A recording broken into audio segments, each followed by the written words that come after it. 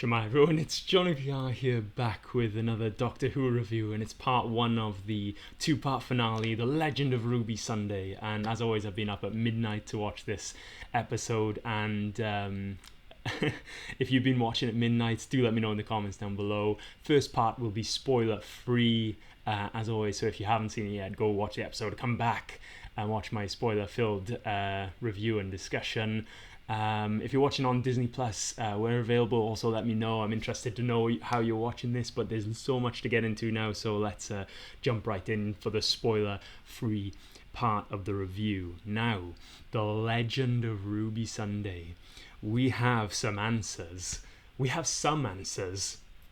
We don't have all the answers quite yet. So there is a little bit of a draw to the next the finale episode. Throughout this whole episode, actually this episode was a lot quieter than I thought it was going to be. The whole mystery is at the heart of this episode, but it does seem to be like a lot of setup for big cliffhanger and then next week's finale. So it was a bit quieter in the end. It wasn't so much as many answers I thought there were going to be. We do get some. I cannot go into those in this part of the review, but stay tuned for the spoiler-free section. I think it's interesting. Basically you have a lot of unit involved, which we all knew. We have lots of cast, lots of characters who have appeared in this episode. We've got everyone sort of, the cast is merging really well. I think it's well written. It's a big episode. This, because it's a two-part finale, they all get a chance to shine in their own distinct ways. There's a few different things at play. Not everything sort of is coming to be revealed in this time. There's a cool bit of use of technology that Unit has, and we'll we'll see how that goes. There was, for those of you who are wondering who the villains is going to be in this two-part finale, it's very clear by the end. It couldn't be more clear who the villain is, and I'm very okay with this. Like I did think this was going to happen. Fair play to the fans. They did well. Like we can figure stuff out. I think if you're aware of people like fans who have put together stuff online, theories and whatnot, it's cool. It comes to fruition when you guess right. So yes, you have like the mystery. You got Susan Twist in it again. This time not as a cameo. This time as an actual character in it. She does really well. Sort of as one source of information that we hadn't had previously. And there's a lot of. I think there was definitely a lot of red herrings this season. So there was a lot of. Even within the episode itself, discussing all of the things that pretty much all of the theories that people had about what was going on, which is again really cool. It's like the show is aware of what it was doing. Like there was some deliberate red herrings in there to throw people to one theory or another. So it's referenced. There's some themes that have been touched upon throughout the entire season, throughout this episode. Keeps you guessing until the end, and then there is the villain, and I think there is a little bit of a CG use on this. I do hope that there will be a version of these villains without CG in the finale. I really hope so. But I'm very excited to see how this plans out. yeah, I don't know what else I can do without going into spoiler territory. So please just click like, subscribe, hit the notification bell. I'll be doing this next week as well for the finale, and yeah, there's bound to be more reveals incoming. So this is your spoiler warning. Go watch the episode, come right back here, join the discussion, leave a comment down below, and then tune in for my score at the end, how I'm going to rate this episode. So basically, the episode starts with the Doctor flying in fast to Unit HQ, and it's pretty much immediately like into the plot, into the mystery. Like he comes out of the TARDIS, he meets Rose Noble, who like basically says that 14th Doctor and Donna are just doing all right. That's all we get from them. You've got a character called Harriet, who's working with the unit. We've got Kate. We've got Morris Gibbons, scientific advisor, and was it Colonel Ibrahim as well. Lots of different characters. They all get greeted by the Doctor, which is, I think, a really nice touch. But then it's like straight into it, like straight into the question that basically is the whole shape of this episode. There's the woman. Who is the woman? Like we knew this was coming. This was in the trailers. It's straight on in with that question, and the Doctor explains where he's seen her, and figures there must be a version of her on Earth. They already know, because of course they're running on Triad, and then they bring it up. They realize, like, and this is the thing, they knew that they were putting red herrings out there for people to latch onto. So Susan Triad, like they even say themselves, it's an anagram of TARDIS, and then her name is Susan, and then the Doctor's like, that's my granddaughter's name, and that's like the cold open, and then credits roll. And this whole episode is like who she is, what's the like what is the deal with the technology, what is her big announcement, and like is she Susan? And I was like, I wasn't buying this all the way through the episode, I gotta say. And the whole TARDIS thing, anagram thing, yeah, they knew what they were doing. And then yeah, pretty much then the Doctor's a bit, hesitant to go and actually see Susan Triad himself, and basically ask her, like, are you Susan? Are you my granddaughter? He doesn't for a while. Basically, there's a second question. So after talking about Susan Triad, he goes on to, there's another mystery woman, which is Ruby's mother.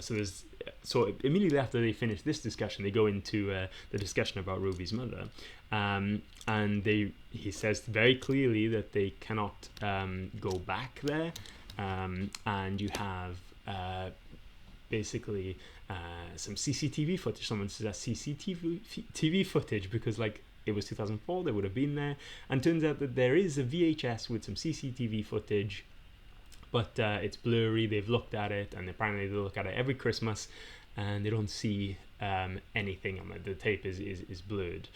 But then with the unit tech, they think they can get through and sharpen the image, find out something about it. And this, I think, is where quite a good bulk of the episode takes place then. The episode shifts almost from Susan Triad to this to the mystery of Ruby's mother, and they take the tape and they load it into the time window. Okay, so this is time window tech that unit has since the 70s, and basically they can take the VHS and like sort of create a reconstruction of the past there. In this big room, and Doctor and Ruby are in there along with Winston Shidozi. So basically they see the events happening. They see the baby getting dropped off. They see the Doctor arrive in the TARDIS, going and putting, like, saving the baby, coming back, seeing the woman who turns and points towards the Doctor, and we don't know why yet. Like, we don't know exactly why, but she turns and points at the Doctor, and then eventually she turns and leaves. Not before we find out that she actually was crying. She was sad. She was sad to have left Ruby, which I think says something a lot about Ruby's mother. I don't think it makes me think that maybe she's not actually some sort of villainous being, that she is actually like caring. But then shortly after, you get this reveal of this big smoky creature with flaming red in the middle of it, and then this is when it starts to get tense, and the music as well is really foreboding, and like there's a lot of tenseness coming about like of this, and lots of like creepy phrases and chanting as Colonel Shidozi gets sort of absorbed by this smoke creature. He says like, I'm lost, I'm in hell. It's wild. And then basically this smoke creature sort of disappears, and he's like ash on the floor. He's been killed. Time window gets broken in this big blast, and basically eventually they find out that this image of this smoky creature is like ingrained onto the VHS. Now there's a lot of stuff in this episode that that is still open. Like there's so many more questions now. Like why did the memory change for the Doctor? Why did she turn a point? What was she pointing at? Why did that smoke creature now appear ingrained into the VHS tape? Like it had also changed. This is all open for discussion. Then the Doctor is like, I need to see Susan, Triad. He then goes, isn't able to see her before she does her big announcement on the stage, except for a brief chat where he basically shakes her hand. They don't recognize each other until he's saying like, do you remember being somebody's mum in Fine Time? Like, do you remember Lindy? Do you remember being in an ambulance? That kind of thing. And then she remembers all of these things, and she says she's in every dream and stuff like that because she's having these dreams. So then they said this long extended sort of cliffhanger sequence right at the very end where she steps onto the stage and she's wondering like, why is she seeing all these places and things like that. And then I think comes the big twist of the episode. So again, first of all, when Carla actually manages to go with Ruby at least a little bit into unit, she arrives only to find that she arrives because she finds out that Donna can go there, so she wants to go there because mum wants to go there too. She's not allowed in because she doesn't have a pass. The Doctor gives her a pass, and shortly after she has to leave for evacuation purposes. So but anyway, she goes with her, and Mrs. Flood is then looking after Cherry Sunday, the grandmother, and she's again, she appeared more sinister now in this scene than she has in previous scenes, basically saying that the one who waits is waiting no more, and he's on his way. So basically then comes this whole sequence where you have you have the character of Harriet, who throughout this episode is kind of like in the background, quiet. She's doing her thing. She's working with Unit, but then we get played the same trick of how her name is Harriet and what is her second name, Arbinger, Harriet Arbinger, the Harbinger. I thought that was again like fool me once, shame on you; fool me twice, shame on me. That kind of thing, where it comes again, Harbinger. So you start to realize, okay, it's another one of the godlike beings, and who is it? Then she starts chanting. I thought the whole chanting and the music. Oh my gosh, the sense of like dread in the music as people are chanting and saying things, like it really reminded me of the kind of dread that was in The Impossible Planet and The Beast Below, when the beast is chanting like, I'm the sin, I'm the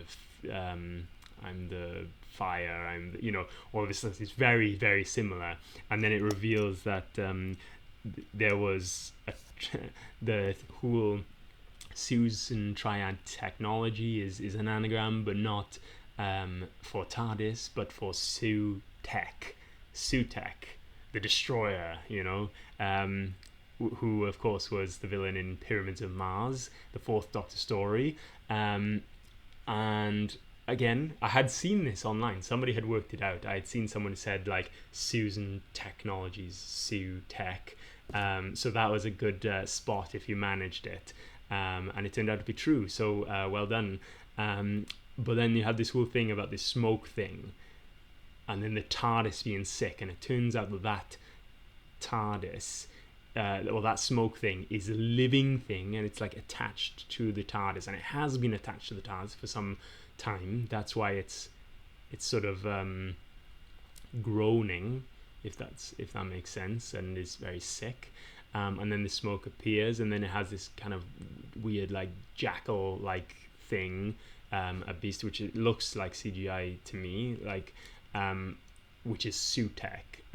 So I do hope that he comes out of his sort of beast form and then becomes like more like a humanoid thing with a mask. Like that would be so cool to see in the finale, and I think, you know, it would make things easier as well. But yeah, Sutek is the main villain, another the god of all gods, you know, the dangerous one, you know, worst of them all. But there was a lot of mentions in there as well.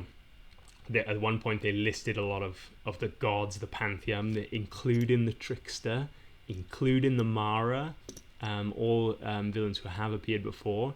I really hope we will get to see those villains again. Whether or not we will see them again, like in the finale, like a lot of people thought the trickster was going to show up, it remains to be seen. But there's a lot of unanswered questions still, like how, like why is Susan Triad appearing everywhere? We don't really know. She appears like at the end, like people start appearing as like these kind of zombie things with like skulls and eye sockets and things like that.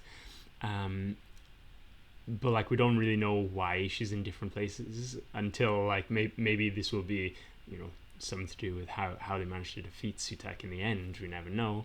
And we don't find out who Ruby's mother is, except in the time window at the end. Ruby's mother is starting to walk towards her, so I believe we're going to find out from this. But it's very mysterious, because even in the time window they said they can't see her face because it's like she's shrouded. Of course we have the thing with Mrs. Flood again, being very ominous.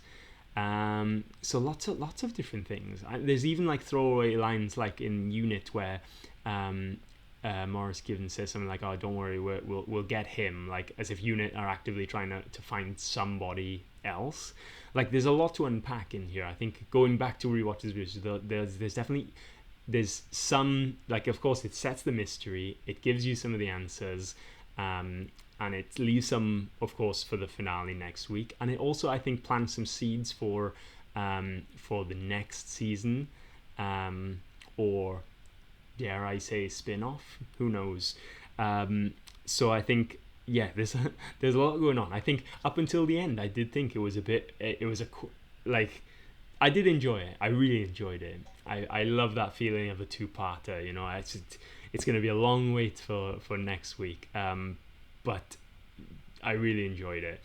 Overall, I think it was slower than I thought, but I think that was okay, because it's like building up in the end for this big cliffhanger. It goes straight into the two mysteries really that everyone is anxious to find out and wants to know the answer to. It gives some indication of the answers, keeps some up its sleeve for next week's finale episode, which I think is of course logical. You got a massive villain reveal at the end, which is again very cool. Very excited to see how they play this in the finale, which again we know nothing about. Overall, a very enjoyable episode. I think I'm gonna give it an 8. Because I'm not sure. I felt like there was going to be a bit more happening, particularly in the beginning and middle, but it was set up. But the setup, the dread, is all done very well. I'm going to give it an 8. Let me know what you think. Post your comments down below, all of your theories. I love to hear it. Like and subscribe, hit the notification bell. I'll be doing this for the finale next week. And as always, stay tuned. I will see you in the next video. Bye.